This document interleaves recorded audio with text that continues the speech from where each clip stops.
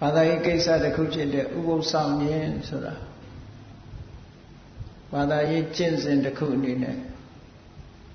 ဘုရားဘာသာဝင်သူတော်စင်တွေတိုင်းအားလုံးဥပုသ်နေ့ရောက်လာပြီဆိုရင်ဥပုသ်ဆောင်ကြတယ်ဥပုသ်ဆောင်တယ်ဆိုတာဘာလို့ထားလဲလို့အလေးအနက်ဘုရားမြတ်စွာဟောကြားတော်မူခဲ့တဲ့သုတ္တန်တွေကနေထုတ်နှုတ်ပြီးတော့ဘုရားမြတ်စွာရဲ့မူရင်းရွယ်ချက်ဖြစ်တဲ့ဥပုသ်ဆောင်သုံးခြင်းရဲ့အဓိပ္ပာယ်ကြာကြာနာနာသိထားဖို့လိုအပ်တယ်မိယောဖလာမိဘတွေကဥပုသ်ဆောင်လို့လိုက်ပြီးစောင့်ရကနေပြီးတော့ဥပုသ်ဆောင်တယ်လို့ဒီလိုသိနေကြတော့လည်းပဲဥပုသ်ဆောင်သုံးခြင်းရဲ့ရည်ရွယ်ချက်ဥပုသ်ဆိုတဲ့စကားလုံးရဲ့အဓိပ္ပာယ်ကစပြီးတော့အလေးနဲ့ထားသိဖို့လိုတယ်။ဘာဖြစ်လို့တော့ဆိုလို့ရှိရင်ဥပုသ်ဆောင်တယ်ဆိုတဲ့နေရာမှာဗုဒ္ဓဘာသာတည်းမကဘူးတခြားဘာသာတွေကလည်းဥပုသ်ဆောင်တယ်ဆိုတာမရှိဘူးလား။ရှိတယ်။အဲ့တော့သူတို့ဥပုသ်နဲ့ကိုယ်ဥပုသ်နဲ့တချို့ကတော့မသိရင်တူတူပဲလို့ထင်နေတတ်တယ်။အနှစ်သာရပိုင်းမှာဥပုသ်ဆောင်ခြင်းရဲ့အနှစ်သာရပိုင်းကိုကြည့်ရမယ်။တခါတရံကျတော့အတန်တူတော့လဲအဆံမတူဘူးဆိုတာအနှစ်သာရပိုင်းဟာကွာခြားမှုတွေအများကြီးရှိတတ်တယ်။တခြားဘာသာဝင်တွေမှာလည်းဥပုသ်ဆောင်တယ်သူတို့မှလည်းသူတို့ရည်ရွယ်ချက်တွေနဲ့ဥပုသ်ဆောင်သုံးတယ်ဆိုတာရှိတယ်ပေါ့ဘုရားဘာသာဝင်သူတော်စင်တွေကိုတော့ဥပုသ်ဆောင်သုံးဖို့ဆိုပြီးတော့ရှေးအစဉ်လာရပြောရမယ်ဆိုလို့ရှိရင်လာဇန်းရှိရဲ့လာစုပ်ရှိရဲ့လာပြီလာွယ်လို့တလမှာ၄သတင်းဆိုပြီးတော့ဥပုသ်ဆောင်နေရှိကြတယ်အဲ့ဒီတလ၄သတင်းဥပုသ်ဆောင်ရောမြမကဘူးပฏิစာဂရဥပုသ်ဆိုတာရှိသေးတယ်အကျိုးနဲ့အပူဆောင်တာဆိုပါစို့ဥပုသ်နေ့မရောက်ခင်တရက်ကကြိုပြီးတော့စောင့်တယ်ဥပုသ်ထွက်တရက်ကိုစောင့်တယ်ဆိုတော့အကျိုးအပူနဲ့တကွာဆိုတော့လာဇန်း9ရက်လာဇန်း10ရက်လာဇန်း9ရက်3ရက်လာပြီနေ့မှာဆိုလို့ရှိရင်လာပြီအဖိတ်နေ့လာပြီနေ့လာပြီကျော်1ရက်3ရက်ထို့တူပဲလာပြီကျော်10ရက်မှာလည်းပဲ3ရက်လာခွေနေ့မှာလည်း3ရက်ဆိုတလားမှာ12ရက်လောက်စောင့်တယ်ဥပုသ်နော်အဲ့ဒါလို့အကျိုးအပုံနဲ့တကွာစောင့်တာပฏิစာဂရဥပုသ်လို့ခေါ်တယ်ပေါ့ရှင်းသူတော်စင်တွေကအဲ့ဒါလို့ဥပုသ်ကိုစောင့်နေရှိကြတယ်မြန်မာနိုင်ငံမှာလည်းပဲရှေးပိုင်းခေတ်ကာလတွေမှာဆိုလို့ရှိရင်ဝါတွင်းကာလ3လလုံးလုံးဥပုသ်ဆောင်တယ်ဆိုတာမျိုးလည်းလုံးကြရှေးသူတော်စင်တွေဝါတွင်း3လမှာနေ့စဉ်နဲ့အမျှသီလဆောက်တည်ပြီးတော့ဥပုသ်ဆောင်ကြတယ်ပါတိဟာရိယပက္ခဥပုသ်တို့ပါတိဟာရိယဥပုသ်တို့ပฏิစာဂရဥပုသ်တို့ဒီလိုဥပုသ်ရက်တွေဟာတမ္မာရက်မြတာမကဘဲနဲ့တိုးချဲ့ပြီးတော့ဥပုသ်သီလကိုစောင့်တည်ကြတယ်ဒါကရက်နဲ့ပတ်သက်ပြီးတော့ရှေ့ရဆောင်အနည်းဆုံးတော့တလ၄သတင်းဆိုတာဥပုသ်ဆောင်နေရှိကြတယ်ဥပုသ်ဆောင်တာဆိုတာပုရုဇဉ်ပုဂ္ဂိုလ်တွေမှဥပုသ်ဆောင်တာမဟုတ်ဘူးမြတ်စွာဘုရားလက်ထက်တော်ခါကာလတုန်းကသောတပန်ဖြစ်တဲ့ဝိသခာကျောင်းမာကြီးတို့လိုသောတပန်ပုဂ္ဂိုလ်တွေကလည်းပဲဥပုသ်ဆောင်ဥပုသ်ကိစ္စကိုမျက်မျက်နှိုးနှိုးထားပြီးသတင်းနေ့ဆိုရင်ဥပုသ်ဆောင်နေရှိကြတယ်နော်ကဲဒါဖြင့်ကောင်းပြီဥပုသ်ဆိုတာဘာကိုပြောတာလဲလို့ဥပုသ်ဆိုတဲ့စကားလုံးကမြန်မာစကားစစ်မဟုတ်ဘူးပါဠိစကားဥပောသထဆိုတဲ့စကားလုံးကလာဥပောသထဆိုတာပုတ်ခွဲလိုက်တော့ဥပနဲ့ဝတ္တထဥပဆိုတာကျင့်စဉ်တရားနဲ့ပြည့်စုံပြီးတော့ဝတ္တထကျင့်သုံးနေထိုင်ခြင်းလို့ဒီလိုအဓိပ္ပာယ်ရဆိုပါစို့8ပါးသီလဆောက်တည်ပြီးတော့နေတယ်ဆိုတာကျင့်စဉ်တစ်ခုအဋ္ဌံပြီးတော့နေတာပဲဒီဥပုသ်ဆောင်တဲ့အတွင်းမှာဒီအင်္ဂါ8ပါးနဲ့အင်္ဂါ8ပါးထဲမှာပါတဲ့အချက်လက်တွေကို ရှောင်ကျင်မယ်မလွန်ကျူးအောင်ထိမ့်သိမ်းစောင့်ရှောက်မယ်ဆိုတဲ့မုံမြတ်တဲ့စိတ်ထားနဲ့ဒီလိုစောင့်သုံးတာကိုချင်းသီလနဲ့ကျင့်သုံးနေထိုင်ခြင်းလို့ဒီလိုအဓိပ္ပာယ်ရတယ်နော်ဒါကဥပောသထဆိုတဲ့စကားလုံးကနေပြီးတော့မြန်မာမှုပြုလိုက်တဲ့အခါကျတော့ဥပုပ်ဆိုတဲ့စကားလုံးကိုမှန်အောင်ရေးရမယ်ဆိုလို့အခရာဥပါးဆောင်တစ်ချောင်းငယ်နဲ့တကလေးနောက်ကတတ်ပြီးတော့ရေးရဥပုပ်ဒါဥပုပ်ဆောင်တယ်ဥပုပ်ဆိုတာကိုချင်းတရားတွေနဲ့နေတာကိုချင်းတရားတွေကိုချင်းသီလတွေကိုဥပုပ်စောင့်တယ်ဆိုတာအဲ့ဒီကိုချင်းသီလတွေကိုထိမ့်သိမ်းတာမကြိုးမပေါက်မပြောင်းမကြားရအောင်ထိမ့်သိမ်းစောင့်ရှောက်တာလို့ဒီလိုအဓိပ္ပာယ်ရတယ်အဲ့တော့နေကလေးကမနေခင်ကလေးကရှစ်ပါးသီလကိုခံယူစောင့်တည်လိုက်ကြတယ်စောင့်တည်တယ်ဆိုတာဒီအတိုင်းလိုက်နာမယ်လို့စိတ်ကိုဒုံဒုံချပြီးတော့သတ်မှတ်တာပေါ့နော်ဒီကနေ့ဒီရက်မှာဆိုလို့ရှိရင်ဟောဒီအင်္ဂါ၈ပါးအတိုင်းဟောဒီစီကံချက်အတိုင်းငါလိုက်နာမယ်လို့ကိုစီကံချပြီးတော့ကိုယ်နှုတ်နှလုံးသုံးပါးချုပ်တီးပြီးတော့စောင့်စည်းတဲ့သဘောအဓိကအပြင်ကာယကံနဲ့ဝစီကံနှစ်ခုထိမ့်သိမ်းစောင့်ရှောက်တဲ့သဘောဘာဖြစ်လို့ဒီလိုလုပ်ရတော့လို့ဆိုတော့ကာယကံမှုကျွလွန်မှုဝစီကံကျွလွန်မှုဆိုတာကတာမန်အားဖြင့်နေလိုက်လို့ရှိရင်လွယ်လွယ်ကူကူနဲ့ကျွလွန်မိတတ်ကြတယ်အဲ့ဒီလွယ်လွယ်ကူကူနဲ့ကျွလွန်မိတတ်တာတွေကိုမကျွလွန်ရအောင်လို့ဆိုပြီးတော့ထိမ့်သိမ်းစောင့်ရှောက်မှုတစ်ခုစီကံချပြီးတော့ထိမ့်သိမ်းစောင့်ရှောက်ပြီးတော့နေတာမျိုးဒီလိုဆိုတော့ဥပုသ်ဆောင်သုံးခြင်းရဲ့ရည်ရွယ်ချက်ကတော့လောဘတွေရောကြဖို့ဒေါသတွေရောကြဖို့မောဟတွေရောကြဆိုလိုတာကအကုသိုလ်တွေရောလဲသွားပြီးတော့ကုသိုလ်ဘက်ကတိုးပွားအောင်အကျင့်တရားတစ်ခုဒီနေ့ဒီရက်အချိန်ကပ်တတ်ပြီးတော့စောင့်သုံးကြအဲ့ဒီစောင့်သုံးတဲ့ဥပုသ်ရဲ့အကျိုးကလည်းပဲအမတန်မှကြီးမားတယ်မှန်မှန်ကန်ကန်စောင့်သုံးလို့ရှိရင်ရရှိတဲ့အကျိုးကအမတန်မှကြီးမားတယ်တခြားဘာသာတွေမှာလည်းသူတို့နီးသူတို့ဟန်တဲ့ဥပုသ်ဆိုတာစောင့်ကြတယ်ဒါနဲ့ပတ်သက်ပြီးတော့ဘုန်းကြီးတို့ဥပုသ်လို့ဆိုလိုက်တာနဲ့တူတူပဲလို့ဒီလိုတော့မအောင်မေးတယ်အဲ့တော့ဗုဒ္ဓဘာသာဝင်သူတော်စင်တွေဟာအဓိပ္ပာယ်ရှိဥပုသ်ဆောင်မယ်ဆိုရင်ဘယ်လိုဆောင်ရမလဲအဓိပ္ပာယ်ရှိသောဥပုသ်ဆောင်သည်မြတ်စွာဘုရားကဝိသခအကြောင်းမှကြီးဒီနေ့ကျတော့ကြောင်းလာပြီးတော့ဥပုသ်ဆောင်ဥပုသ်ဆောင်တဲ့နေ့ဝိသခမြတ်စွာဘုရားကမေးတယ်ဒီကနေ့ဘာလုပ်တာလဲလို့မေးတော့အရှင်ဘုရားတဲ့ဒီနေ့ဥပုသ်နေ့မို့တပြီးတော့ဥပုသ်ဆောင်ပါတယ်ကြောင်းလာတဲ့အခါမှာရှောက်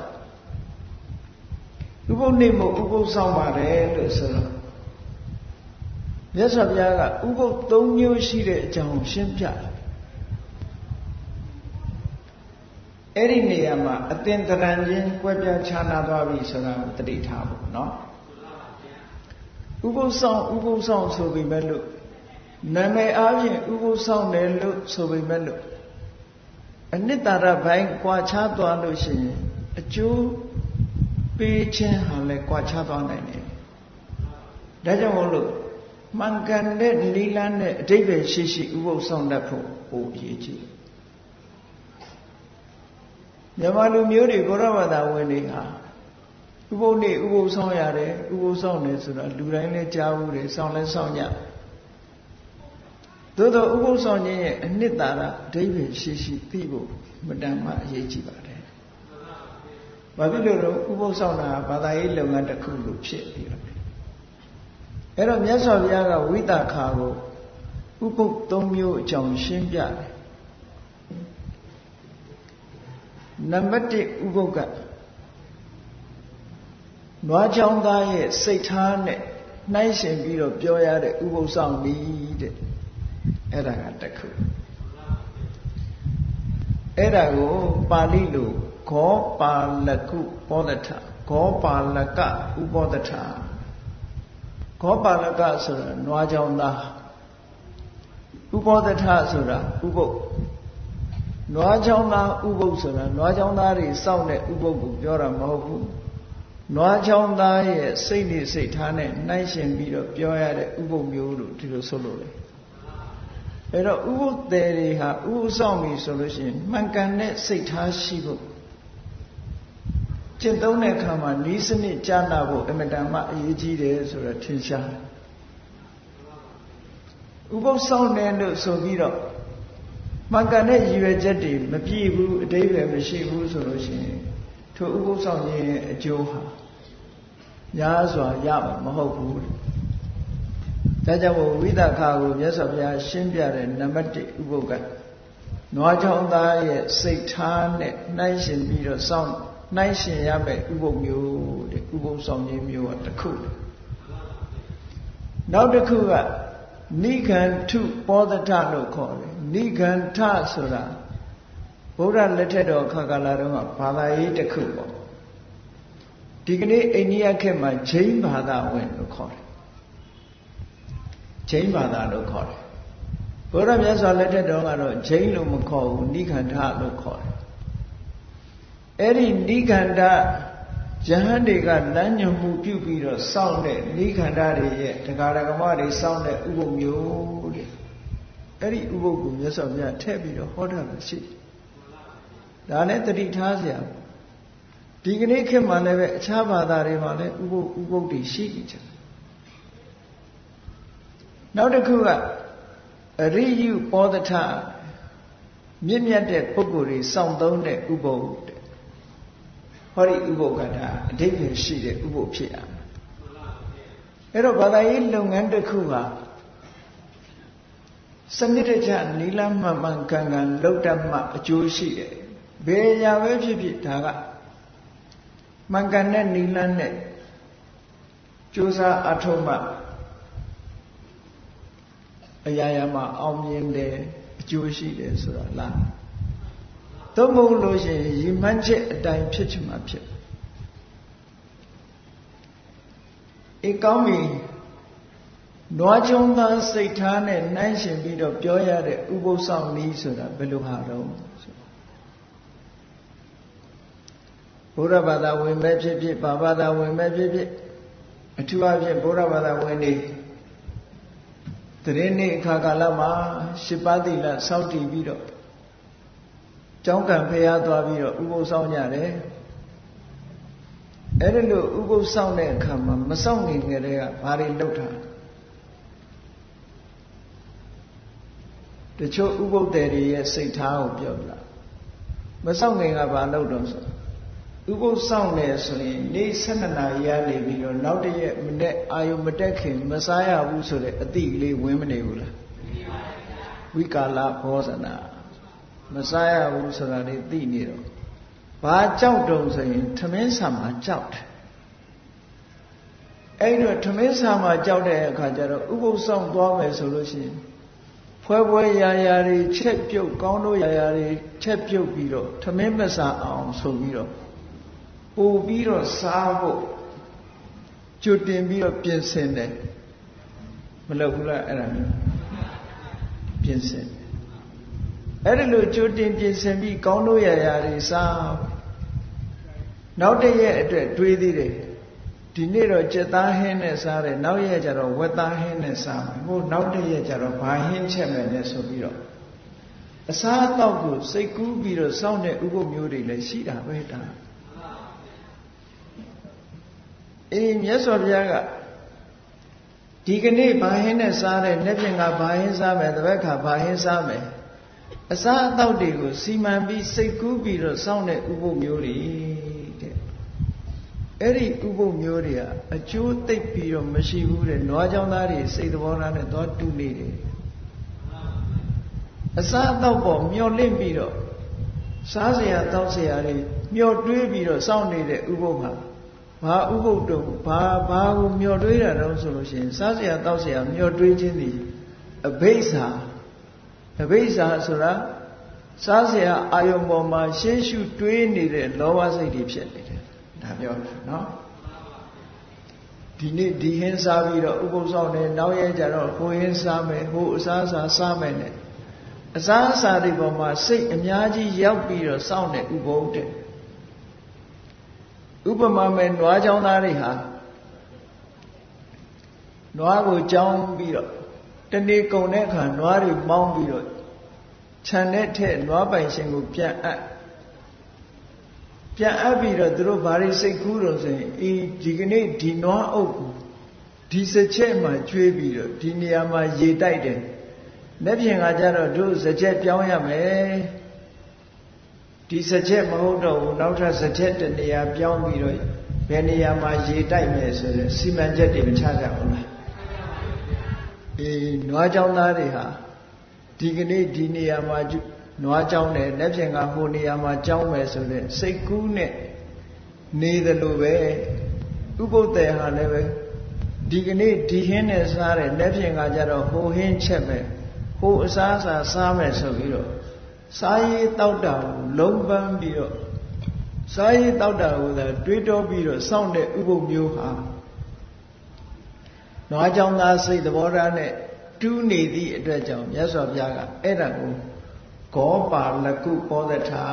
တဲ့နွားကြောင်းသားရဲ့စိတ်နဲ့နှိုင်းရှင်ပြီးတော့ပြောရမယ့်ဥပုသ်ဆောင်ခြင်းမျိုးလို့ခေါ်တယ်အဲ့ဒီဥပုသ်ဆောင်ခြင်းမျိုးဟာလောဘနဲ့အချိန်များများကုန်တာမဟုတ်လောဘစိတ်တွေထိနိုင်တာမဟုတ်သည့်အတွက်ကြောင့်မြတ်စွာဘုရားကနမဟဖလောတဲ့အကျိုးများများမရှိဘူးတဲ့နမဟာနိတံသောများစွာသောအာနိသင်တွေရမှာမဟုတ်ဘူးလို့ဒီလိုပြောတယ်အဲ့တော့မမှန်ကန်ဘူးပေါ့အဲ့ဒီစိတ်ဓာတ်မျိုးလေဥပုသ်မဆောင်နိုင်ဘူးပေါ့နောက်တစ်ခုနိခန္ဓာတွေစောင့်တာတော့ဒါကတော့ဘုရားဘာသာနဲ့မဆိုင်ဘူးနိခန္ဓာဆိုတဲ့ပုဂ္ဂိုလ်တွေကဥပုသ်နေ့မှာဆိုရင်သူတို့တရားဓမ္မတွေကိုပြောတယ်တဲ့ဘာပြောတော့ဆိုစောင့်တည်ခိုင်းတယ်သူတို့ယူခိုင်းတဲ့သီလကဘာတော့ဆိုလို့ရှိရင်အရှိအယမျက်နာမှာယူဇနာတရားရဲ့ဟိုဘက်ကတ attva တွေမတတ်ဘူးလို့အဓိဋ္ဌာန်လိုက်တောင်ဘက်ကလည်းပဲယူဇနာတရားရဲ့ဟိုဘက်ကတ attva တွေမတတ်ဘူးအနောက်ဘက်ကလည်းယူဇနာတရားရဲ့ဟိုဘက်ကတ attva တွေမတတ်ဘူးမြောက်ဘက်ကလည်းပဲခုယူဇနာတရားရဲ့ဟိုဘက်ကတ attva တွေမတတ်ဘူး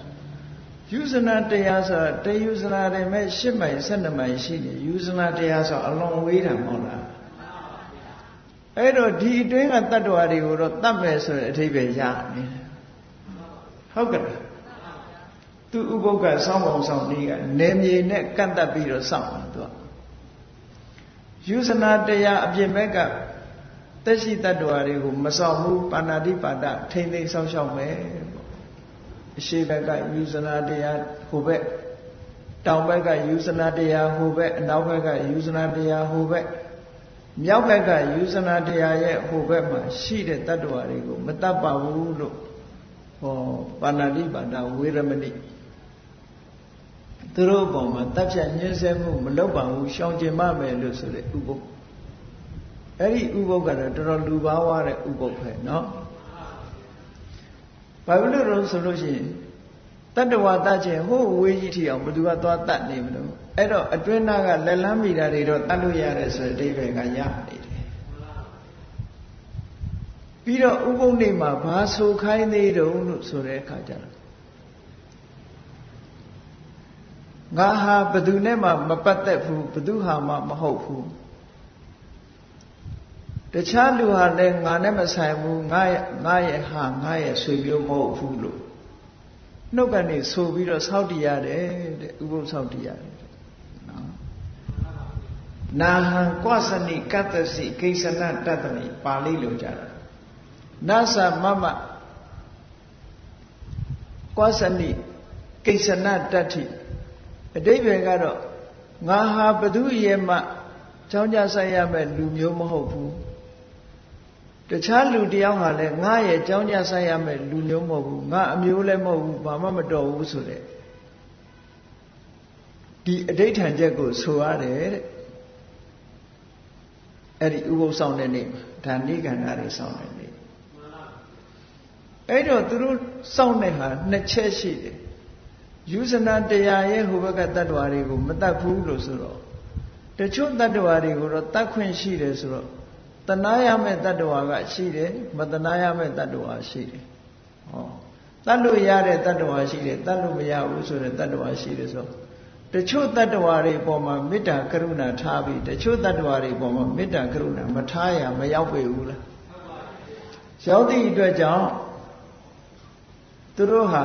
တ attva အချို့ပေါ်မှာမေတ္တာကရုဏာထားတယ်တ attva အချို့ပေါ်မှာမေတ္တာကရုဏာမထားဘူးလို့ဆိုကြတဲ့ကမမြမတတဲ့မေတ္တာစိတ်နဲ့စောင့်တဲ့ကုသိုလ်ဖြစ်နေပြန်တယ်မမြမတတဲ့စိတ်ဓာတ်နဲ့စောင့်နေဖြစ်နေလို့ရသော်ဘုရားကအကျိုးမရှိဘူးတဲ့အဲ့ဒီလိုစောင့်နေလို့နောက်တစ်ခုကငါကဘသူမှငါဟာဘသူရဲ့ဆွေမျိုးမှမဟုတ်ဘူးငါဟာဘသူမှကြောင်းကြဆက်ရမယ်ပုဂ္ဂိုလ်မဟုတ်ဘူးလို့ဆိုခိုင်းတယ်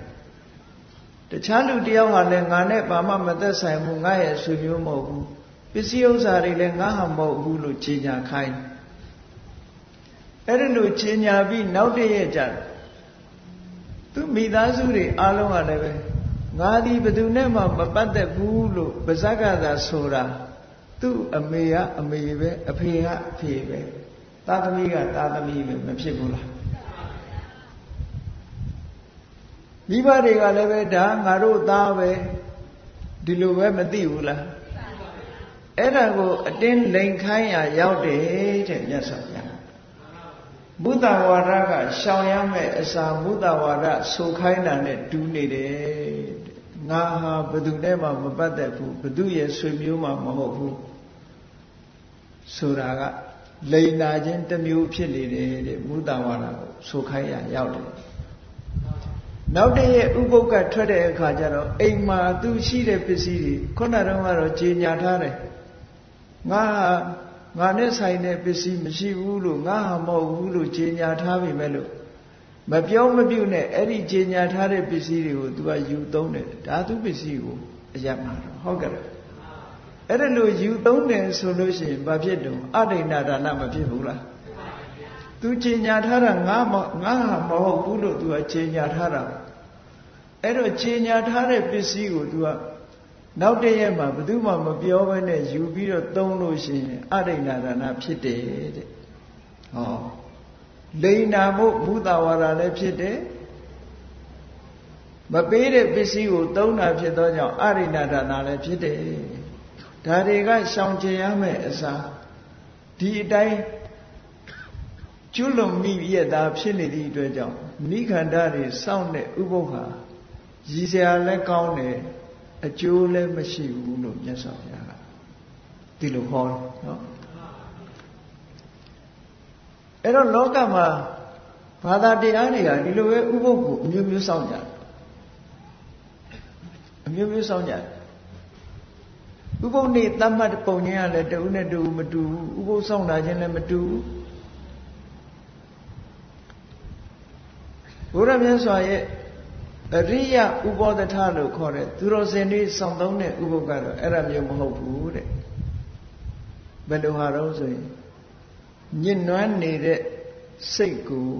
ဖြူစင်အောင်ကြိုးစားမှုပဲ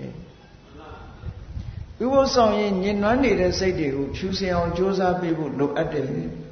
ဖြူစင်အောင်ကြိုးစားရမယ်ဥပုသ်ဆောင်နေအဲ့တော့အရိဥပောဒထဆိုတဲ့နေရာမှာစိတ်ကိုဖြူစင်အောင်လုပ်ရစိတ်ကိုဖြူစင်အောင်လုပ်ရ7ပါးသီလဆောက်တည်လိုက်တယ်ပါဏာတိပါဒဝေရမဏိသိက္ခာပဒသမာရိယ7ပါးသီလဆောက်တည်အဲ့ဒီမှာဥပုသ်တေကဘယ်လိုနှလုံးသွင်းရမလဲလို့ဆိုလို့ရှိရင်ပါဏာတိပါဒဝေရမဏိသိက္ခာပဒသမာရိယပဲသူ့အသက်ကိုတတ်ချင်းမှရှောင်ကျင်ပါတယ်ဆိုတဲ့နေရာမှာသူနှလုံးသွင်းရမှာကဘာလို့ဆိုရင်လောကမှာရှိတဲ့သူတော်စင်တွေယဟန္တာပုဂ္ဂိုလ်တွေဆိုတာသူတစ်ပါးအသက်ကိုတတ်ချင်းမှလုံးဝရှောင်ရတယ်ရှောင်ရုံနဲ့မကဘူးတတ္တဝါတွေကိုရိုက်ပုတ်ညှင်းဆဲကြောင်းဖြစ်တဲ့ဒုဒ္ဓဆတဲ့လက်နဲ့တောင်မထားဘူး ပါဏာတိပါဒအမှုကိုရှက်ကြတယ်တဲ့တတ္တဝါတွေပေါ်မှာလဲတနာတယ်ကရုဏာထားတယ်မေတ္တာထားတယ်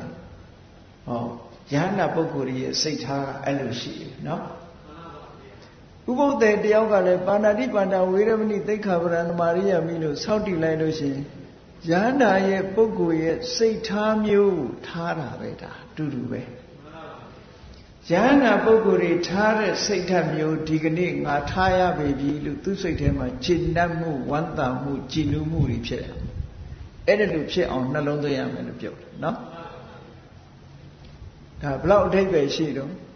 သူတော်စင်တွေဟာသူများတဲ့ကိုမတတ်ဘူး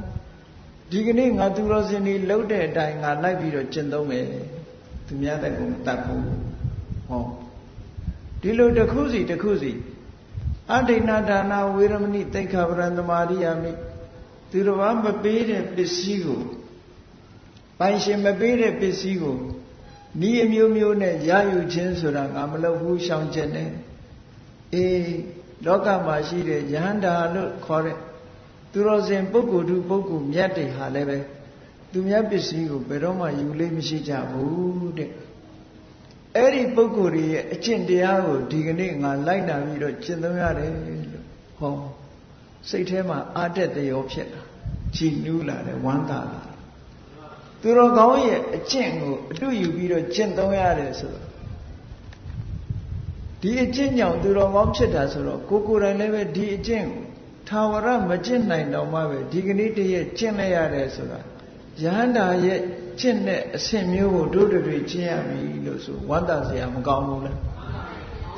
အဲ့ဒီလိုစိတ်ဓာတ်မျိုးနဲ့တွေးပြီးတော့ဥပုသ်ဆောင်အောင်မယ်ထို့တူပဲအဗျမ္မစရိယဝေရမဏိသိက္ခာပရံသမာရိယယဟနာပုဂ္ဂိုလ်တွေဟာမမြတ်သောမေထုံအကျင့်ဆိုတာကိုရသက်ပံရှောင်ကျင်ကြတယ်ထိုယဟနာပုဂ္ဂိုလ်တွေရှောင်ကျင်တယ်လို့ငါကလည်းပဲဒီကနေ့ဒီရက်မှာရှောင်ကျင်လိုက်ရပြီဟောစိတ်ထဲမှာဝမ်းသာတဲ့စိတ်နဲ့ယဟနာပုဂ္ဂိုလ်တွေကိုအတုလိုက်ပြီးတော့ကျင့်သုံးတယ်တစ်ခုချင်းတစ်ခုချင်းသိက္ခာပုဒ်တွေမုဒ္ဒဝါဒဝေရမဏိသိက္ခာပရံသမာရိယာမိယဟနာပုဂ္ဂိုလ်တွေဟာဘယ်တော့မှလိမ်ပြောလေးမရှိဘူးမုဒ္ဒဝါဒကရှောင်ကျင်ကြတယ်ဒီကနေ့ငါလည်းပဲမုဒ္ဒဝါဒကရှောင်ကျင်ရပြီယဟနာပုဂ္ဂိုလ်တွေကိုအတူယူပြီးတော့ကျင့်သုံးရတယ်လို့စိတ်ထဲမှာအာရဝန္တာဖြစ်ရစိတ်ထဲမှာကြည်နူးထို့တူပဲသူရမေရယမေဇပမာဒဌာနဝေရမဏိသိက္ခာပရံသမာရိယာမိဆိုပြီးတော့စောင့်တည်လိုက်ယန္နာအရှင်မြတ်များသည်ဘယ်တော့မှမူရည်စေဝါသုံးဆွဲတာမျိုးမရှိဘူးတဲ့ငါလည်းပဲဒီကနေ့ယန္နာပုဂ္ဂိုလ်တွေကျင့်တဲ့အကျင့်မျိုးကိုလိုက်နာပြီးတော့ကျင့်သုံးရပြီလို့စိတ်ထဲမှာဝမ်းသာကြည်နူးဟောယန္တာတွေဆိုအမတန်မြင့်မြတ်တဲ့ပုဂ္ဂိုလ်တွေရဲ့အကျင့်မျိုးကိုလိုက်ပြီးတော့ကျင့်ရတယ်ဆိုလည်းတဲ့အဆင့်တန်းမှမဟုတ်ပဲနဲ့ဟုတ်ကဲ့ကိုကျင့်တရားအားဖြင့်ကိုယ့်ကိုမြင့်တင်ပြီးတော့အဲ့ဒီလိုစောင့်သုံးရမယ်တဲ့ဒီဥပုသ်ဆောင်တဲ့အခါနောက်တစ်ခါဝိကာလဘောဇနာဝေရမဏိသိက္ခာပရံသမာရိယာမိဆိုလိုက်တဲ့အခါဩယဟန္တာအရှင်မြတ်များဟာနတ်နဲ့တစ်ချိန်သာဖုံးမေးသုံးဆောင်တော်မူကြတယ်မွန်းလွဲတဲ့အချိန်မှလည်းမဖုံးမေးဘူးညနေစာလည်းမချင်းဖုံးမေးဘူးညစာလည်းမဖုံးမေးဘူးနတ်နဲ့ပိုင်းတစ်ချိန်သာဖုံးမေးတော်မူကြတယ်ငါလည်းပဲဒီကနေ့ယဟန္တာပုဂ္ဂိုလ်ရဲ့အကျင့်ကိုလိုက်ပြီးတော့ကျင့်သုံးရတယ်စိတ်ထဲမှာဝမ်းသာအဲ့တော့ဘုရားဘာသာကညနေမစားဘူးလို့ဆိုတာတက်တက်အငတ်ခန္ဓာမဟုတ်ဘူးနော်တက်တက်အငတ်ခန္ဓာမဟုတ်ဘူးတကယ်သူတော်စင်ပုဂ္ဂိုလ်တွေဟာညစာကိုရှောင်ကြတယ်ဘာဖြစ်လို့ညစာကိုရှောင်တယ်လဲလို့ဆိုလို့ရှိရင်အဓိပ္ပာယ်ကညစာစားခြင်းအပြင်လူတွေမှာအစာဝလာတဲ့အခါမှာအိတ်ချင်ထိုင်ပိုင်မှုတွေပို့ပြီးတော့မများဘူးလားများတယ်တန်ဖိုးရှိတဲ့ညအခါမှာဖိုင်လေးလေးနဲ့အိတ်ဖို့ပဲကြိုးစားတော့မှာပေါ့အေးသူတော်စင်သူတော်မြတ်များကညအခါဟာသိတန်ဖိုးရှိတယ်လို့ယူဆကြတယ်ဒါကြောင့်မို့လို့အိတ်အနေနဲ့အောင်လဲညစာကိုမစားပဲနဲ့မနက်နဲ့စားပဲစားတယ် နောက်တစ်ခုကညစာစားမယ်ညစာစားမယ်ညနေစာစားမယ်ဆိုလို့ရှိရင်ဝေယဝိဇ္ဇတွေရောမလုပ်ရဘူးလားချက်ရမယ်ပြုတ်ရမယ်ဓမင်းပွဲပြင်ရမယ်ဆင်ရမယ်ဆိုတဲ့ဝေယဝိဇ္ဇမချက်ပါဘူးဆိုင်သွားမယ်ဆိုလည်းသွားရသေးတာပဲဟုတ်ကဲ့လားစားပြီးပြီဆိုတာနဲ့ဗိုက်လေးသွားပြီလေဗိုက်လေးသွားရင်အိပ်ဖို့ပဲစဉ်းစားတော့မှာပဲတန်ဖိုးရှိပြီးတော့တိတ်ဆိတ်ငြိမ်သက်တဲ့ညချမ်းလေးကိုအချိန်ဖြုံးပစ်ဖို့ပဲရှိတယ်တဲ့ကာမဂုဏ်အာယုစိတ်တွေလောဘတွေနဲ့အိပ်လိုက်ကြပြီသူတော်စင်သူတော်မြတ်တွေကတော့အဲ့လိုမဟုတ်ဘူးသူတို့ပြောတာနတ္တဝသုပိတုံဟောတိရတ္တိနက္ခတ္တမာလိနိညအခါမှာဆိုတာကောင်းငင်ကိုမော့ကြည့်လိုက်လို့ရှိရင်အမတန်မှကြည်နူးစရာကောင်းတယ်ကောင်းငင်မှာလတို့နက္ခတ်တို့ကျေတာယာတွေရှိမနေဘူးလားနေအခါမှာကြည့်မယ်ဆိုလို့ရှိရင်နေကြီးကလွဲလို့တခြားမမြင်ရဘူးညမှာကျတော့အလွန်လှပတဲ့နက္ခတ်တွေဟိုနားကဝင်းဝင်းလက်လက်ဒီနားကဝင်းဝင်းလက်လက်နဲ့အလွန်လှတဲ့ညအခါကိုလူတွေကအိပ်ပြီးတော့ဖြတ်ကျော်ပလိုက်ကြတယ်မေ့ထားလိုက်ကြတယ်ညရဲ့အလှကိုလူတွေမသိကြဘူးတဲ့နော်အများစုကလူတွေမသိကြဘူးဒါကြောင့်မို့လို့သူတော်စင်သူတော်မြတ်တွေကနတ္တဝသုပိတုံဟောတိရတ္တိနက္ခတ္တမာလိနိညဆိုတာတဲ့နက္ခပန်းနေတဲ့အဆန်းတကျအလွန်လှတဲ့ညအခါဆိုတာအိပ်ဖို့မဟုတ်ဘူးတဲ့ပฏิဇက္ခိတုမေဝေတာညဆိုတာကကိုယ့်ရဲ့ကိုထိမ့်သိမ်းဆောက်ရှောက်ပြီးတော့အကုသိုလ်တရားတွေကင်းအောင်ကိလေသာတရားတွေကလွတ်မြောက်အောင်ကြိုးစားဖို့ကောင်းတဲ့အချိန်ဖြစ်ပါလေ။ဘာဖြစ်လို့လဲဆိုတော့ညဆိုတော့ရာသီဥတုကလည်းအေးချမ်းတယ်နေ့လိုမပူအေးမြတယ်နေ့အခါမှာတော့လူသံတွေငှက်တံတွေဆူညံနေတာမရှိဘူးညအခါဆိုတော့တိတ်ဆိတ်တယ်ဟုတ်ကဲ့လားတိတ်ဆိတ်ငြိမ်သက်ပြီးတော့အေးချမ်းပြီးတန်ဖိုးရှိတဲ့အချိန်ကြီးတစ်ခုအိပ်ပြီးတော့ဖြတ်ကျော်ပြစ်လိုက်တာအစာစားထားလို့ဒါကြောင့်မို့လို့ညကိုမစားရဘူးဆိုတာဝိကာရဘောဇနာတန်ဖိုးရှိတဲ့ညရဲ့တန်ဖိုးရှိအောင်နေနိုင်အောင်လို့ရည်ရွယ်တဲ့ကိစ္စတစ်ခုပဲเนาะအေးဒါကြောင့်မို့လို့ယဟန္တာပုဂ္ဂိုလ်တွေဟာညအခါမှာသုံးဆောင်ခြင်းမရှိကြဘူးမွန်လွဲတဲ့အချိန်မှာသုံးဆောင်ခြင်းမရှိကြဘူးငါလည်းပဲဒီကနေ့ယဟန္တာပုဂ္ဂိုလ်ရဲ့အကျင့်တိုင်းလိုက်နာကျင့်သုံးရပြီလို့စိတ်ထဲမှာဝမ်းသာချီးနူးပြီးစောင့်နိစ္စဂိတဆိုတာလည်းပဲကြည့်လိုက်အောင်နိစ္စဆိုတာကိုယ်တိုင်ကတယ်သူများကိုကပြတယ်သူများကတာကိုကြည့်တယ်ဒါတွေကစဉ်းစားကြည့်လိုက်မယ်ဆိုလို့ရှိရင်တက်တက်ပျော်ဖို့ပဲမဟုတ်လားကိုယ်ကပြတာလည်းပဲကိုယ်ကတာကိုသူများတွေသဘောကျစေခြင်းနဲ့သူများကတာကိုကြည့်ပြီးတော့လည်းကိုယ်ကသဘောကျခြင်းနဲ့ဘာတွေဖြစ်တာတော့လောဘတွေပဲဖြစ်တာနော်ဂီတဆိုလို့ရှိရင်လည်းကိုယ်ကသာသာယာယာနဲ့အတန်လေးနဲ့တခြင်းဆိုပြတယ်သို့မဟုတ်သူများဆိုထားတဲ့တခြင်းကိုနားထောင်တယ်ဒါလည်းပဲအာယုံရတာကိုခံစားတဲ့လောဘတွေပဲဖြစ်တာပဲเนาะဝါဒိတကိုယ်တိုင်တီးတယ်ဒုရိယာတွေကိုကိုယ်တိုင်တီးတယ်သို့မဟုတ်သူများတီးတာကိုနားထောင်နိစ္စဂီတဝါရိတဝိတုကဓတနာတရားဓမ္မရဲ့ဆန့်ကျင်ဘက်သာသနာတော်ရဲ့ဆန့်ကျင်ဘက်သာသနာတော်ရဲ့ဆန့်ကျင်ဘက်ဆိုတာဘာလို့ဆိုရင်မြတ်စွာဘုရားကအကုသိုလ်ဆိုတာမဖြစ်စေနဲ့ကုသိုလ်ကိုဖြစ်အောင်လုပ်ဆိုတော့အကုသိုလ်မဖြစ်စေနဲ့ဆိုတဲ့မြတ်စွာဘုရားရဲ့အဆုံးအမနဲ့မဆန့်ကျင်ဘူးလားအဲ့ဒါကြောင့်မို့လို့ဝိသုကတသနာလို့ပြောတာနော်တချို့ကပွဲကြိုက်တဲ့လူကပြောသေးတယ်ကြည့်တတ်ရင်ဘာဝနာမကြည့်တတ်ကတဏှာဆိုပြီးတော့နေသူတို့ဘာဝနာဖြစ်အောင်ကြည့်တယ်လို့ဒီလိုကြမ်းဖန်ပြီးတော့ပြောတဲ့လူကရှိသေးတယ်နော်သို့တော့ကြည့်တယ်ဆိုရင်ဘယ်လိုစိတ်ဖြစ်တယ်ဆိုတာကိုယ့်အကိုအသိဆုံးပဲအဲ့ဒါတွေကိုမကြည့်ဘူးတဲ့လူရဲ့စိတ်ကိုတွေးဝေမိန်မောစေတတ်တဲ့အရာတွေကိုကြည့်ရှုခြင်းနားထောင်ခြင်း ဒါတွေကနေရှောင်ကျင်လိုက်တယ်ဆိုဩယဟန္တာပုဂ္ဂိုလ်တွေရှောင်ကျင်တဲ့အတိုင်းငါလည်းပဲဒီကနေ့တန်ဖိုးရှိတဲ့အချိန်ကိုတန်ဖိုးရှိကောင်းတဲ့အရာတွေနဲ့အချိန်ကုန်ဖို့ကြိုးစားရတယ်လို့စိတ်ထဲမှာဟောတယ်လို့တွေးတောဆင်ခြင်ရမယ်နောက်တစ်ခုကမာလာခန္ဓာဝိလိပနဓာရဏမန္တနဝိဘုဒနာဌာနာကြည်ပန်းပန်တယ်ဆိုတာကိုအလှဆင်တာသို့မဟုတ်သူများမြင်လို့ရှင်လေကိုယ်တတ်မဲ့အောင်လုပ်တာကိုလည်းတတ်မဲ့စေတယ်သူတစ်ပါးကိုလည်းကိုလည်းတတ်မဲ့အောင်လုပ်တယ်သူတစ်ပါးကိုလည်းတတ်မဲ့စေတယ်နန္တာရီလိမ့်ချန်လိုက်သည့်အတွက်ကြောင့်ကိုကလည်းအနံ့ပေါ်မှာကြိုက်တယ်သူများကအနံ့ရရင်လည်းပဲလောဘဖြစ်စေတယ်မိတ်ကတ်တို့ပေါင်တာတို့လိမ့်တဲ့အခါမှာလည်းကိုตาယာပြီးတော့လောဘဖြစ်စေတယ်သူတစ်ပါးကမြင်ရင်လည်းလောဘဖြစ်စေတယ်ဆိုတော့ကြည့်ဒါတွေလည်းအကုသိုလ်ဖြစ်စေတဲ့အရာတွေကြီးပဲမဟုတ်လား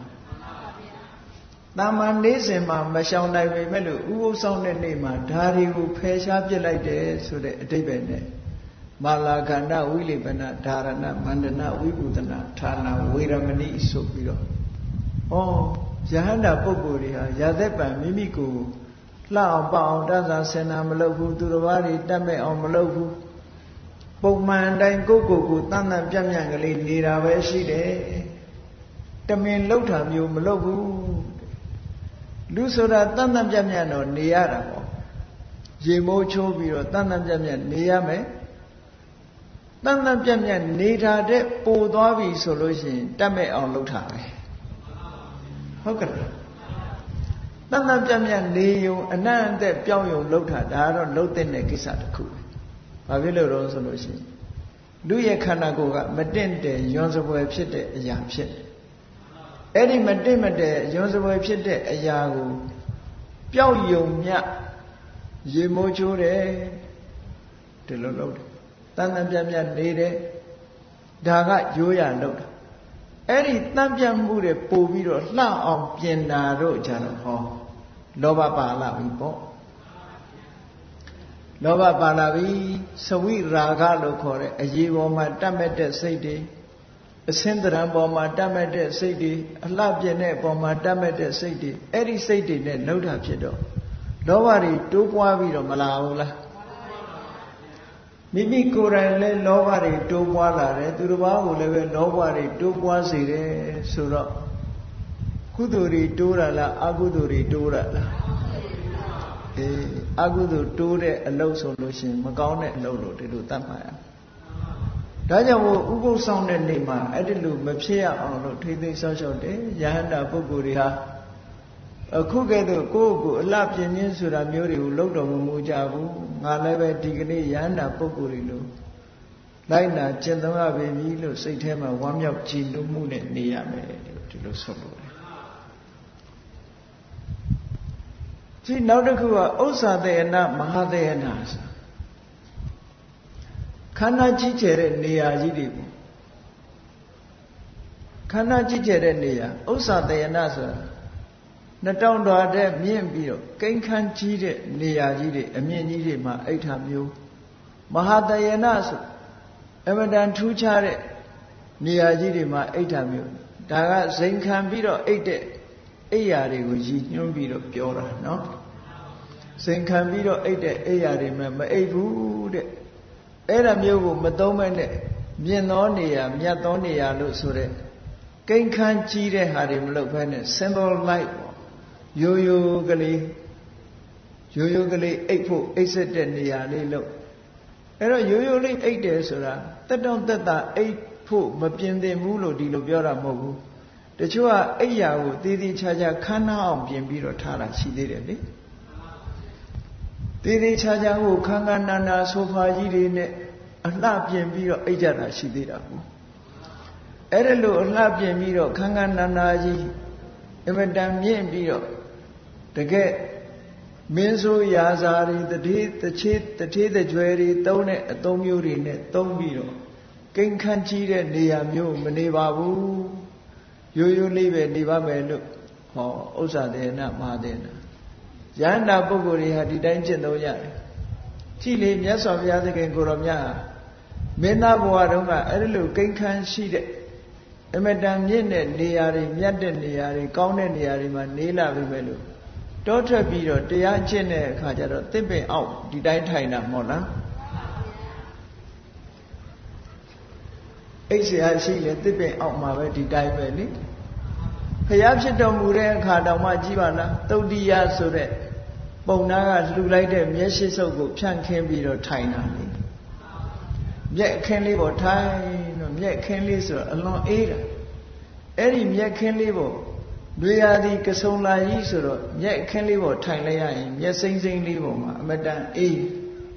အဲ့ဒီပုံမှာတင်မြင်ခွေးထိုင်ပြီးတော့မြတ်စွာဘုရားရဲ့အလောင်းတော်မှာတရားဓမ္မရှုရင်းကနေဘုရားဖြစ်သူရောက်သွားတာလေ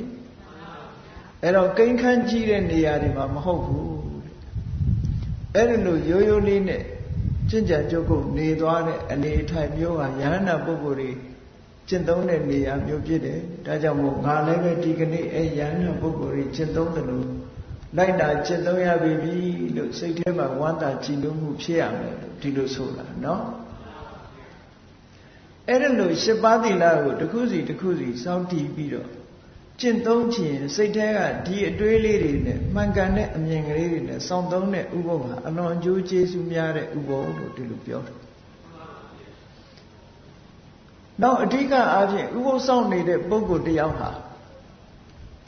စိတ်ရဲ့အညစ်အကြေးတွေမဖြစ်အောင်ဥပုသ်ဆောင်တာကတော့ကြည့်အဓိကကစိတ်အညစ်အကြေးတွေမဖြစ်အောင်လုပ်တာဆိုပေမဲ့ကာယကံမှုနဲ့ဝစီကံမှုမကျွလွန်အောင်ထိမ့်သိမ့်ထားအဲ့ဒီအဓိကအပြင်စိတ်ကိုမထိန်နေဘူးအဲ့ဒါကြောင့်မလို့စိတ်ကိုထိန်းနိုင်အောင်ဥပုသ်ဆောင်တဲ့ပုဂ္ဂိုလ်ဟာဘာအာယုန်နဲ့နေရမလဲဘာအာယုန်နဲ့နေရမလဲဆိုရင်မြင့်မြတ်တဲ့ပုဂ္ဂိုလ်တွေကနံပါတ်1ဗျံမှုပောဒထမြင့်မြတ်တဲ့ပုဂ္ဂိုလ်နဲ့နေနိုင်အောင်ကြိုးစားတဲ့မြင့်မြတ်တဲ့ပုဂ္ဂိုလ်ဆိုတာဘယ်သူပြောတာလဲဆိုဖရာဥပုသ်ဆောင်တဲ့ဥပုသ်တယ်တယောက်ဟာဘုရားကုံတော်ကိုနှလုံးသွင်းပြီးတော့နေရမယ်နှလုံးသွင်းတယ်ဆိုတာဘုရားကုံကိုအာယုံပြုပြီးတော့သူတဏ္ဍာမှာဖြစ်မဲ့လောဘတွေဒေါသတွေမောဟတွေကိုဖယ်ရှားပစ်တာ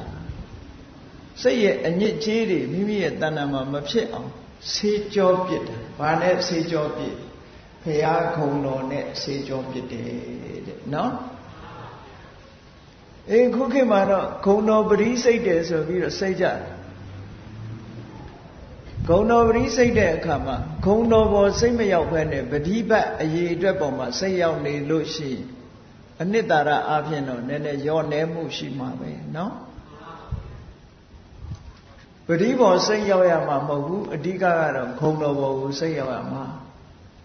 ဖះဂုံတော်တွေကိုတစ်ခုစီတစ်ခုစီမိမိတတ်သိနားလည်သလိုဂုဏ်တော်တွေပေါ်မှာစိတ်ရောက်ပြီးတော့နှလုံးသွင်းဆင်ခြင်ပြီးတော့ဥပုသ်ဆောင်လိုက်ရမယ်အဲ့ဒါလိုဥပုသ်ဆောင်လိုက်လို့ရှိရင်လူရဲ့စိတ်ထဲမှာအညစ်အကြေးတွေဂုဏ်တော်ကိုအာယုံပြုခြင်းအပြင်ဆေးကြောတန့်စင်လိုက်တာဘုရားကုံကိုအာယုံပြုပြီးတော့ချီနူးတဲ့စိတ်တွေပေါ်လာတယ်ဝမ်းသာတယ်ပီတိတွေဖြစ်တယ်အဲ့ဒီပီတိကိုဝိပဿနာရှုလိုက်မယ်ဆိုရင်တမက်တဖို့ရသွားနိုင်သေးတယ်အဲ့ဒါလို့တမက်တဖို့ရသွားတဲ့ပုဂ္ဂိုလ်တွေလည်းများများစွာရှိတယ်အဲ့တော့ဥပုသ်ဆောင်ရင်းကနေပြီးတော့မြတ်စွာဘုရားဂုံကိုအာယုံပြုပြီးတော့နေမယ်ဆိုလို့ရှိရင်အဲ့ဒီဥပုသ်ကိုဗျံမှုပောဒထတဲ့မြင့်မြတ်တဲ့ပုဂ္ဂိုလ်နဲ့အတူနေပြီးတော့စောင့်သုံးတဲ့ဥပုသ်တဲ့ဒီလိုဖြစ်ဖို့လိုတယ်နော်နောက်တစ်ခုကြတော့ဘုရားကုံကိုအာယုံတော့မပြုဘူးဘာကိုအာယုံပြုတုံးဆိုလို့ရှိရင်မြတ်စွာဘုရားဟောကြားထားတဲ့မိမိသိတဲ့တရားတွေသို့မဟုတ်တရားရဲ့ဂုဏ်ကြီးတွေကိုဆင်ခြင်စဉ်းစားပြီးတော့နေတယ်တရားရဲ့ဂုဏ်ကြီးတွေမြတ်စွာဘုရားဟောတဲ့တရားဟာတကယ်မှန်ကန်တဲ့တရားပဲအမှန်တိုင်းဟောတာဖြစ်တယ်သက်ခတာမှန်ကန်ဟောတဲ့တရားဖြစ်လို့ဘုရားဟောတဲ့တရားဟာကြားနာလိုက်ရုံပဲအပူစင်တယ်ကျင့်လိုက်လို့ရှိရင်လည်းချမ်းသာတယ်ကျင့်ပြီးလို့ရှိရင်လည်းပဲနိဗ္ဗာန်ထိအောင်ကောင်းကျိုးချမ်းသာတွေပေးနိုင်တယ်လို့ဟောနာယုံနဲ့ပဲအပူပန်မှုတွေကင်းသွားတယ်ဒီတရားမျိုးကိုမြတ်စွာဘုရားဟောတယ်လို့ ဓမ္မရဲ့ဂုဏ်ရည်တွေကိုသက္ခတာတို့တန်ဋိဋ္ဌိကတို့အာကာလိကမိမိနားတယ်လို့ဆင်ញင်ပြီးတော့စဉ်းစားပြီးဥပုသ်ဆောင်မယ်ဆိုလို့ရှိရင်ဒီပုဂ္ဂိုလ်ရဲ့စိတ်တွေဟာတရားနဲ့အတူရှိနေသည့်အတွက်ကြောင့်တရားဂုဏ်ကိုအာယုပြုရင်တရားဂုဏ်နဲ့မကောင်းတဲ့စိတ်တွေကိုဆေးကြောပြစ်ရမရောက်ပေဘူးလားအဲ့ဒါလို့ဆေးကြောပြစ်လိုက်လို့စိတ်ဓာတ်ကလေးဖြူစင်ကြည်နူးပြီးတော့ဝမ်းသာကြည်နူးတဲ့စိတ်တွေဖြစ်လာတယ်တဲ့အဲ့ဒီဝမ်းသာကြည်နူးတဲ့စိတ်ကလေးတွေနဲ့နေလို့ရှိရင်ဓမ္မုပောဒထတရားဂုဏ်ကိုအာယုပြုပြီးတော့နေတာစောင့်သုံးတဲ့ဥပုပ်လို့ဒီလိုခေါ်တယ်ထို့တူပဲတန်ဃာတွေရဲ့အရိယာတန်ဃာတွေရဲ့ဂုဏ်တွေအရိယာတန်ဃာတွေဆိုတာသုပ္ပတိပန္နောမင်္ဂန်တဲ့အကျင့်တွေကျင့်တယ်ဥဇုပတိပန္နောဖြောင့်မတ်စွာကျင့်တယ်ညာယပတိပန္နောနိဗ္ဗာန်လမ်းကြောင်းပေါ်ရောက်တဲ့အကျင့်မျိုးကျင့်တယ်တာပိစိတ်ပတိပန္နောမင်္ဂန်တဲ့အကျင့်တွေကျင့်တယ်လို့ဟောဒီလိုကျင့်ကြံကြုတ်ကိုအထောက်မှုအပိုင်းကဆင်ញင်စဉ်းစားတာအာဟုနေရောပါဟုနေရောအဲ့ဒီအကျင့်တွေကိုအောင်မြင်မြင်ကျင့်ထားသည့်ပုဂ္ဂိုလ်ဖြစ်သည့်အတွက်ကြောင့်အာဟုနေရအဝေးကယူလာတဲ့ပစ္စည်းတွေနဲ့ပူဇော်ထိုက်တဲ့ပုဂ္ဂိုလ်တွေပါဟုနေရအိမ်မှာဧည့်သည်တွေဘာတွေလာရင်ကျွေးဖို့ဆိုပြီးတော့အစင်းနဲ့ထားတဲ့ပစ္စည်းဥစ္စာတွေနဲ့ကျွေးမွေးတဲ့ပုဂ္ဂိုလ်တွေလို့ဒီလိုတန်ခါဂုဏ်တွေကိုတစ်ခုစီအာယုပြုပြီးတော့စောင့်ရှောက်မယ်ဆိုလို့ရှိရင်တန်ခုပောဒထလို့ခေါ်တယ်တန်ခါဂုဏ်ကိုအာယုပြုပြီးတော့ကြည်နူးဝမ်းသာတဲ့စိတ်တွေနဲ့နေမယ်ထို့တူပဲကိုယ့်ရဲ့ကိုချင်းသီလတွေကိုဆင်ញင်တွေးတောပြီးစောင့်သုံးမယ်ဆိုရင်သီလနုတ္တိကိုယ့်ရဲ့သီလဂုဏ်ကိုအာယုပြုပြီးတော့စောင့်သုံးတာလည်းပဲထို့တူပဲသီလကိုအာယုပြုပြီးတော့ကိုယ့်ရဲ့စိတ်အငြိကြေးတွေကိုဆေးကြောပြစ်တယ်နောက်တစ်ခုကဒေဝတာနုတ္တိဆိုတာနတ်တွေကိုတတိယတာကိုပြောတာမဟုတ်ဘူးဒေဝတာနုတ္တိကနတ်တွေကိုနှိုင်းရှင်စရာပြုပြီးတော့ဆင်ញင်တာဘယ်လိုဆင်ញင်တော့ဆိုရင်ကောင်းရတုဂတိရောက်သွားကြတဲ့နတ်တွေဟာအခုငါမှာသရတရားရှိတယ်အဲ့ဒီသရတရားမျိုးရှိသည့်အတွက်ကြောင့်သူတို့နတ်ပြည်ရောက်ကြတာငါမှာလည်းပဲဒီသရတရားတွေအခုဖြစ်နေပါလားလို့ဒီလိုတွေးတာဟုတ်ကဲ့လားသီလရှိလို့နတ်ဘဝရောက်သွားကြတာငါမှာလည်းအဲ့ဒီသီလတွေအခုရှိတယ်တတ္တာသီလအကြမ်းမြင်ဗုဒ္ဓတွေရှိလို့နတ်ပြည်ရောက်သွားကြတယ်ငါမှလည်းပဲအဲ့ဒီအကြမ်းမြင်တွေရှိတယ်စွန့်ကြဲမှုတွေရှိသည့်အတွက်ကြောင့်နတ်ပြည်ကိုရောက်သွားကြတယ်ငါမှလည်းပဲစွန့်ကြဲမှုဆိုတဲ့ဂုဏ်တွေရှိတယ်အသိပညာရှိသည့်အတွက်ကြောင့်နတ်ပြည်ကိုရောက်သွားကြတယ်ငါမှလည်းပဲအဲ့ဒီအသိပညာတွေရှိတယ်လို့နတ်တွေရဲ့ဂုဏ်အည်တွေကိုစဉ်းစားပြီးတော့ကိုယ်မှရှိတဲ့ဂုဏ်တွေနဲ့နှိုင်းယှဉ်ပြီးတော့ကြည်နူးဝမ်းသာတဲ့စိတ်ကလေးဖြစ်တယ်ဟုတ်ကဲ့လားအဲ့ဒါလို့ကြည်နူးဝမ်းသာတဲ့စိတ်ကလေးနဲ့ကိုယ့်ရဲ့စိတ်ထဲမှာရှိတဲ့အညစ်အကြေးတွေကိုဆေးကြောပြစ်တယ်တဲ့အဲ့ဒါဟာဒေဝတုပောဒထလို့ခေါ်တယ်အဲ့ဒါလို့ဥပုပ်ကိုစောင့်သုံးရမယ်လို့မြတ်စွာဘုရားကဟောကြားတယ်အဲ့ဒါလို့ဟောကြားပြီးတော့ဒီလိုစောင့်သုံးလိုက်တဲ့ဥပုပ်ရဲ့အကျိုးကျေးဇူးဟာဘလောက်များသလဲလို့ဆိုလို့ရှိရင်အမတန်မှအကျိုးကျေးဇူးများတယ်တဲ့ဘုရားကနားလည်အောင်ဘယ်လိုဟောတော့ဆိုကမ္ဘာလောကကြီးအတွင်းမှာရှိတဲ့ယရနာတွေနော်အဖိုးတန်ယရနာတွေကိုစုလိုက်အဲ့ဒီအဖိုးတန်ယရနာတွေရဲ့တန်ဖိုးနဲ့တစ်ချိန်တစ်ခါစောင့်လိုက်ရတဲ့အခုလိုမွန်မြတ်တဲ့စီးစနစ်ကြတဲ့ဥပုပ်အဓိပ္ပာယ်ရှိစောင့်လိုက်တဲ့ဥပုပ်ရဲ့တန်ဖိုးနဲ့နှိုင်းယှဉ်ကြည့်လိုက်မယ်ဆိုလို့ရှိရင်တဲ့ယရနာတွေရဲ့တန်ဖိုးဟာ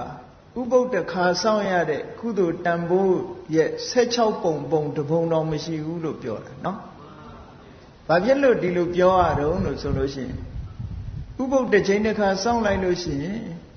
လူစည်းစိမ်မပြောနဲ့နတ်စည်းစိမ်နတ်ချမ်းသာတွေကိုပေးနိုင်တယ်။ဟောနတ်ချမ်းသာတွေဆိုတာအဲ့ဒီယရနာတွေရဲ့တန်ဖိုးတွေကြီးတယ်ဟုတ်ကဲ့လား။ဥပုပ်ကလေးတစ်ခါစောင့်လိုက်တာနဲ့ဒီပုဂ္ဂိုလ်ဟာလူချမ်းသာတဲ့တာလွန်တဲ့နတ်ချမ်းသာလူချမ်းသာဆိုတာနတ်ချမ်းသာနဲ့နှိုင်းယှဉ်လိုက်လို့ရှိရင်ဘာမှမပြောပါတော့ဘူးချမ်းသာဒုက္ခလို့တော့မဆိုနိုင်တော့ဘူး ဘာဖြစ်လို့တော့ဆိုတော့စဉ်းစားကြည့်လေလူပြေမှာအနှစ်90မှစတုမာရိနတ်ပြေမှာတရက်ဖက်ရှိသေးတာတက်တန်းခြင်းအပြင်လဲကွာတယ်စီးစိမ်ချမ်းသာခြင်းအပြင်လဲကွာတယ်လူပြေမှာအနှစ်100ဆိုရင်တာဝရိန္ဒာနတ်ပြေမှာတရက်ဖက်ရှိသေးတယ်နော်အဲ့ဒီရက်တွေနဲ့တွက်လိုက်တဲ့အနှစ်900ဟာစတုမာရိနတ်ပြေရဲ့တက်တန်းတစ်ခုပဲအဲ့ဒီရက်တွေနဲ့တွက်တဲ့အနှစ်1000ဟာတာဝရိန္ဒာနတ်ပြေရဲ့အသက်ဆိုတော့နတ်သက်တွေကတဖြည်းဖြည်းတဆတိုးသွားတာနဲတဲ့အသက်တွေမဟုတ်ဘူးရှည်လျားတာချမ်းသာဒုက္ခကလည်းအလွန်တရာကြီးမားတယ်ဆိုတော့လူချမ်းသာနဲ့နတ်ချမ်းသာနှိုင်းရှင်ကြည့်လိုက်မယ်ဆိုရင်မနှိုင်းရှင်နိုင်လောက်အောင်နတ်ချမ်းသာကတာလွန်နေတယ်ပေါ့နော်လူဆိုလို့ရှိရင်အသက်50လောက်ဆိုမအိုဘူးလားဟိုမှာတရက်ပဲရှိသေးတယ်လေစီးစိမ်ချမ်းသာခံစားရတာချင်းကလည်းတအားกว่าတယ်တက်တိုင်းကလည်းတအားกว่าစတုမာရိနတ်ပြည်မှာတရက်ရှိပဲတာဝရိန္ဒာနတ်ပြည်မှာနေဝက်ပဲရှိသေးတယ်ဟုတ်ကဲ့လားအဲ့လိုနတ်ပြည်တွေဟာတစ်ခုနဲ့တစ်ခုတာလွန်သွားလို့ဟောဒီဥပုသ်ဆောင်လို့ရှိရင်အခုပြောတဲ့နတ်ပြည်တွေအလုံးရောက်နိုင်တာဖြစ်သောကြောင့်ဥပုသ်ဆောင်ရခြင်းအကျိုးကျေးဇူးဟာအလွန်ကြီးမားတယ်လို့မြတ်စွာဘုရားကဟောတယ်ဒါတွေမကဘူးတရားမင်းကြီးကတခါပြောတယ်အေးလူလောကမှာရှိတဲ့ပုဂ္ဂိုလ်တွေလာဆန်းရှိရဲ့လာစုရှိရဲ့လာပြီးလာွယ်မှာဥပုသ်ဆောင်ကြမယ်ဆိုလို့ရှိရင်အဲ့ဒီပုဂ္ဂိုလ်တွေကိုတရားမင်းကြီးကပြောတာသူလိုတရားဘဝရောက်ချင်လို့ရှိရင်တဲ့ဥပုသ်ဆောင်ကြပါလို့တရားမင်းကြီးကနတ်တပည့်အစည်းအဝေးတစ်ခုမှာမိန့်ခွန်းပြောတဲ့အဲ့လိုမိန့်ခွန်းပြောတာကိုမြတ်စွာဘုရားကဘာပြောတော့ဆိုတရားမင်းပြောတဲ့စကားဟာမပြည့်စုံဘူးတဲ့ဟုတ်ကဲ့လားသူပြောတာကငါလိုတရားဖြစ်ချင်လို့ရှိရင်ဥပုသ်ဆောင်လို့ဆိုသူပြောတဲ့စကားမပြည့်စုံဘူးတဲ့တကယ်ပြောရမှာကတော့ယဟန္တာပုဂ္ဂိုလ်ကငါလိုယဟန္တာဖြစ်ချင်ရင်ဥပုသ်ဆောင်လို့ပြောရမယ်တဲ့ဟောဒါကြောင့်မို့လို့ဥပုသ်ဆောင်တယ်ဆိုတာနဲတဲ့ကုသိုလ်မဟုတ်ဘူးတဲ့ယဟန္တာပုဂ္ဂိုလ်ကသာလေငါလိုယဟန္တာဖြစ်ချင်တဲ့ပုဂ္ဂိုလ်တွေဥပုသ်ဆောင်ကြပါလို့ဟောအဓိပ္ပာယ်ရှိလာတဲ့ဘုရားဘာသာတို့ရဲ့ကျင့်စဉ်တစ်ခုဟာပုံပြက်ပန်းပြက်မဖြစ်စေဘဲနဲ့အဓိပ္ပာယ်ရှိရှိဥပုသ်ကိုစောင့်သုံးနိုင်ဖို့အမြဲတမ်းအရေးကြီးပါတယ်ဥပုသ်လို့ပြောလိုက်တာနဲ့ဘာသာကြားတွေကလည်းသူတို့လည်းဥပုသ်ဒီလည်းဥပုသ်တူတူလို့တချို့ကထင်နေတတ်ကြတယ်ဟုတ်လားအနိတ္တရဘိုင်းမှာအလွန်ကွာခြားတယ်ဆိုတာအလုံးသဘောပေါက်နားလည်ပြီးဘုရားမြတ်စွာဟောကြားတော်မူခဲ့တဲ့တကယ်စစ်မှန်တဲ့အရိယုပောဒထလို့ခေါ်တဲ့သူတော်စင်သူတော်မြတ်တို့စောင့်သုံးတဲ့ဥပုသ်ကိုကိုယ်စီကိုယ်ငှချင်းကြံကြိုးကိုအားထုတ်စောင့်သုံးနိုင်ကြပါစေကုန်သတည်း